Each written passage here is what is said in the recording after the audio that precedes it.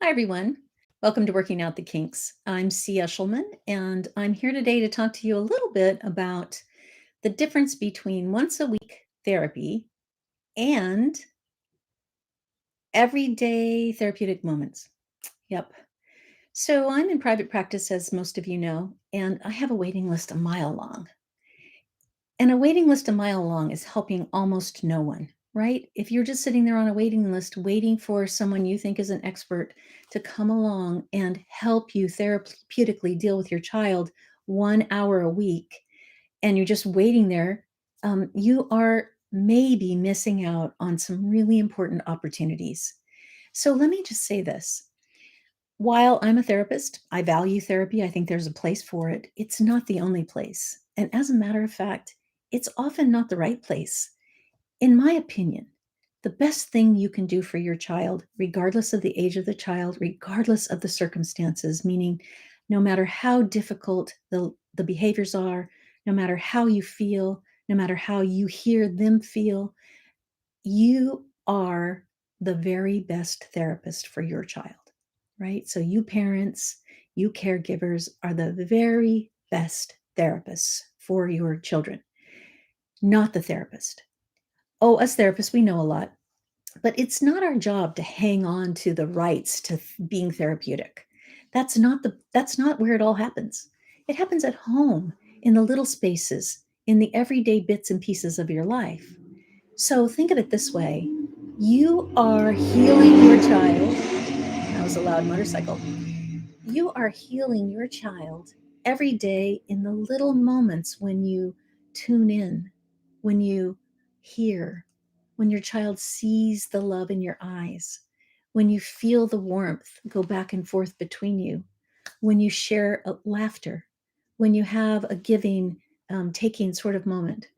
And that's where the healing occurs, because that's where your child is opening up for a little bit, a little window to let love in, to let light in, to let you.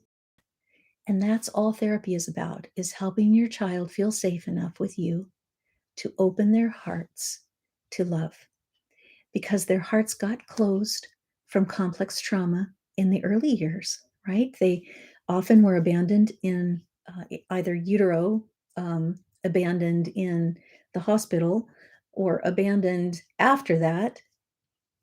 No matter how you slice it, their experience on a body level is of being abandoned.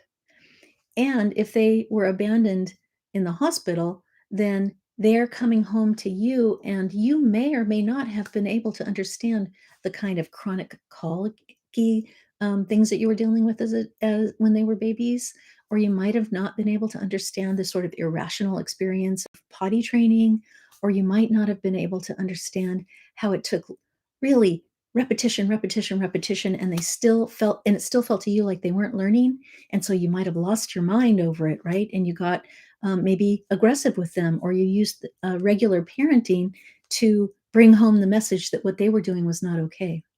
So those things may have happened, which have complicated your child's early attachment loss, right? So now they have a kind of un or felt unsafety with you, and not because you're a bad parent, but because you didn't know how to parent this little child who has a diverse brain. So that's possible.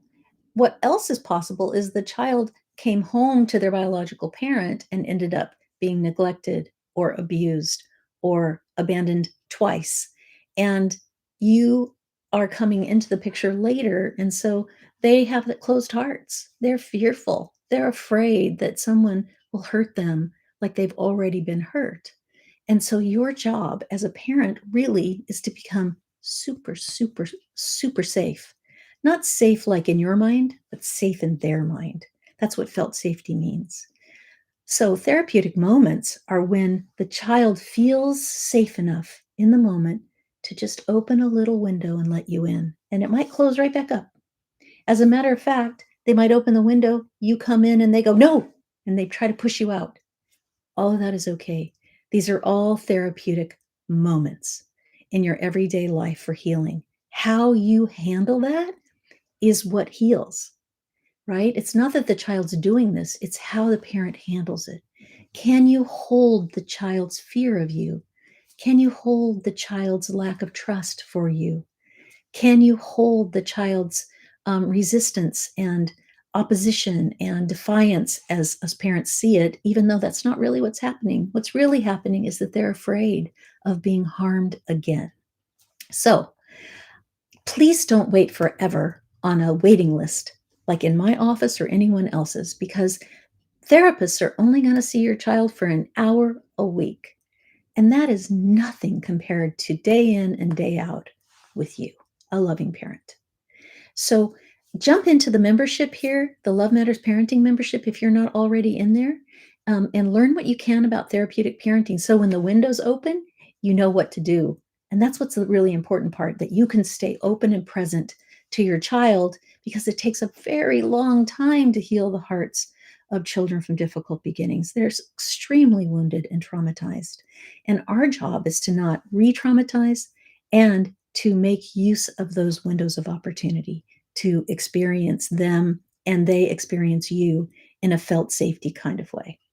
So, thank you so much for being in the membership. And if you're not in the membership, you might want to check it out. You can check the link below to see what membership is all about. And be sure to subscribe to my channel if you want to see more of what I have to offer. All right, everybody, remember, your love matters.